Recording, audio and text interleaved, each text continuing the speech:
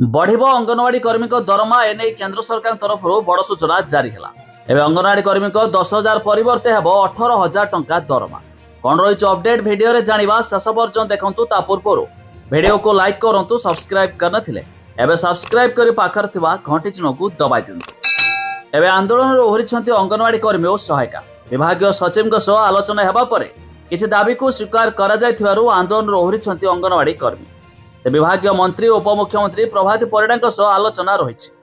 तेज आलोचना सफल होगाकू नहीं आशावादी अच्छा एमाने। दिनिकिया धारणा थिबारु धारणा शेष होइछि। तेज आगकू जदि दाबी पूर्ण न हुए पुणी राजरास्ता को ओह्लाइबे बोली संघ पक्षरु कुहाଯାଇଛି। तेज विभिन्न दफा दाबी नहीं करथिले आंदोलन।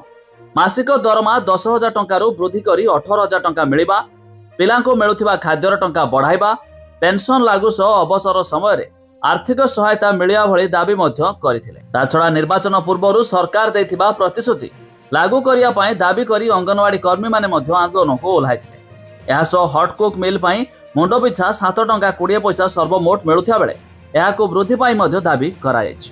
ते मिलुथिबा सूचना मुताबक खूब शीघ्र एमानक दरमा मध्य वृद्धि हेबाकू जाଉଛି। पूर्वरु 10,000 परिवर्ते एबे 18,000 टंका मिलिबो दरमा।